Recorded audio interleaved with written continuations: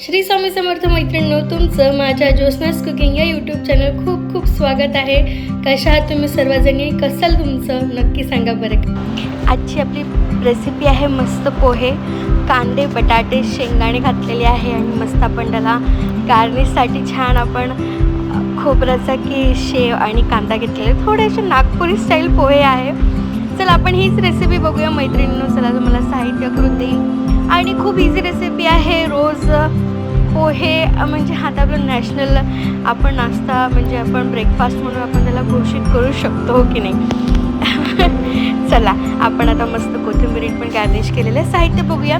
आजकाल काय पाकिटमधले पोहे येतात, तर आम्ही ते न घेता जे असे सुट्टे पोहे भेटतात ना ते घेतले आहे. पाकिटांचे पोहे ना ते जरा त्याच्यानं एक सुवास येतो ना तो नाही आला आम्हाला. सो आम्ही जे सुट्टे पोहे घेतले होते हे भिजवल्यावरच इतका छान सुवास आला होता ना त्याच्यातनं.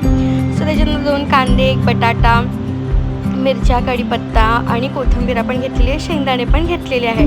चला आता आपण हे जे पोहे घेतले ना हे छान आपण बघून घेऊया, कारण की हे सुट्टे पोहे होते. खुले पोहे जे म्हणतात ना, म्हणजे हिंदी मराठी मिक्स म्हणतात ते पोहे आहेत ते. आणि बघा अशा पद्धतीने आपण छान थोडे निवडून घेतलेले आहे. काही कचरा वगैरे असेल तर आपल्याला बघून घ्यायचं आहे. वरच्यावरच बघून घेतले होते, स्वच्छच दिसत होते. मग एका भांड्यात काढले, ते आपण छान धुवून घेतले आणि धुवून घेतल्यानंतर आपण एक त्या चाळणीवर काढून ठेवले. बघा अशा पद्धतीने छान मस्त. आणि पाण्यात टाकल्याबरोबरच या पोह्यांमधून एक सुवास येत होता, जो त्या पाकिटमध्ये बंद पाकिटात जे भेटतात ना पोहे त्याच्यातनं येत नाहीत. बघा अशा पद्धतीने छान पोहे खुल्ले पण होते आणि खूप छान पोहे झालेले होते. बरं त्याच्यानंतर आपण बाकी चिरचाराला सुरुवात करूया. छान बटाटा चिरून घेऊया, मग त्याला पाण्यामध्ये भरून ठेवूया थोडं, कारण काळपट पडू शकतो बटाटा. आणि त्याच्यानंतर आपण छान कांदे पण चिरून घेऊया. कांदे छान असे लांब लांब चिरून घेतलेले आहे. 1.5 कांदा लांब चिरला आणि त्याच्यानंतर एक अर्धा कांदा असा छान बारीक चिरला गार्निशिंगसाठी. व्यवस्थित आपण अशा पद्धतीने लांब लांब चिरून घेऊया. आणि बघा अशा पद्धतीने मस्त झालेले ते पोहे. खरंच मैत्रिणी तुम्हाला सर्वांना बोलवलंच असतं मी पोहे खायला. सो त्याच्यानंतर बटाटे शिजायला वेळ लागतो. सो आपण बटाटे छान कढईमध्ये टाकून घेतले आणि त्याला आधी आपण शिजवून घेऊया. बटाट्यांना फ्राय करून घेऊया. कोणाकोणाला आवडतात बटाटे. एक काम आपण 10 कामं करत असतो सकाळी, तर थोडे बटाटे लाल पण झाले काही प्रॉब्लेम नाही. त्याच्यानंतर आपण शेंगदाणे पण छान हे करून घेतलेले. शेंगदाणे पण आपण छान तळून घेतले, फ्राय करून घेतले.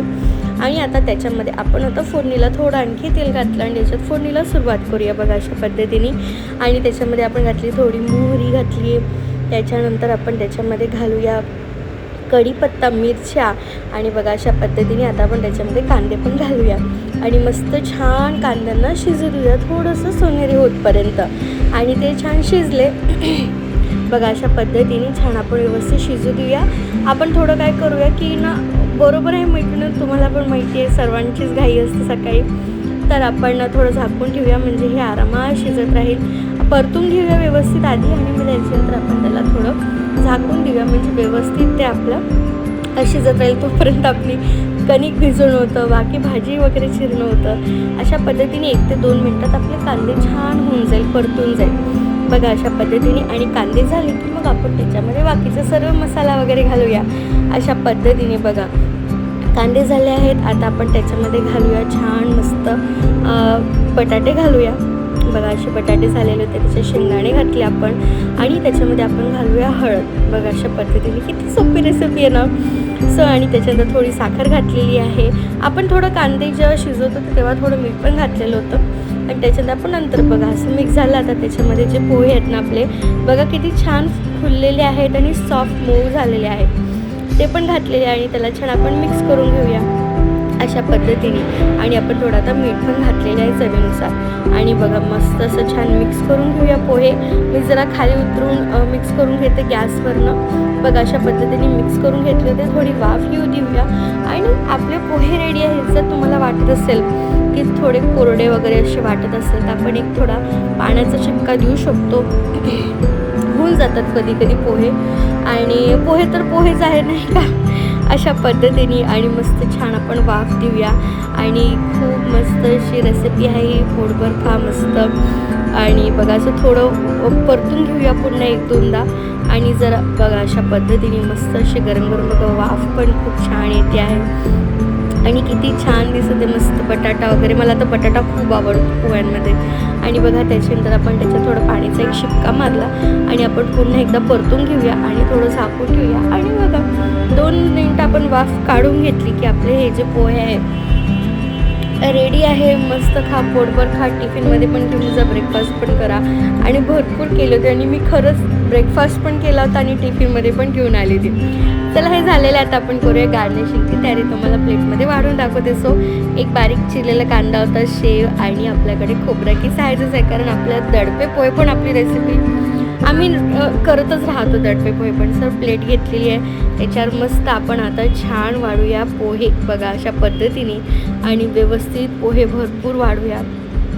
आणि नागपूरला कसं मस्त तर्री पोहा आणि त्याच्यावर मग जर आपण रामजी शामजीला गेलो तर आपल्याला तिथे कांदा वगैरे कापावा लागतो, म्हणून मी कांदा कापून तर्री वगैरे नव्हती केली, पण ना फिलिंग तर तेच होतं. आणि छान मस्त मिरच्या पुष्कळ असल्यामुळे छान असं तिखट झालं. तिखट पण टाकतात बरं का, पण मी तिखट टाकलेलं नव्हतं, मी मिरच्या भरपूर टाकलेल्या होत्या. तर मस्त असं छान तिखट छान मस्त चमचमीत असे पोहे झालेले होते. सो आपण त्याच्यावर कांदा गार्निश करूया.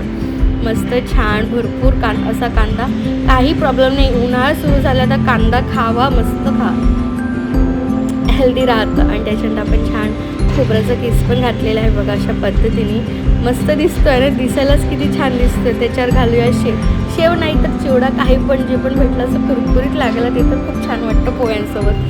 बघा आता आपण वरून मस्त अशी शेव घालूया आणि खूप छान मस्त. आणि बघा अशा पद्धतीने शेव घातलेली आहे, मस्त गार्निशिंग झालेलं आहे. शेवटी आपलं पारंपरिक गार्निशिंग म्हणजे कोथिंबिरीचं गार्निशिंग आहेच बरं का.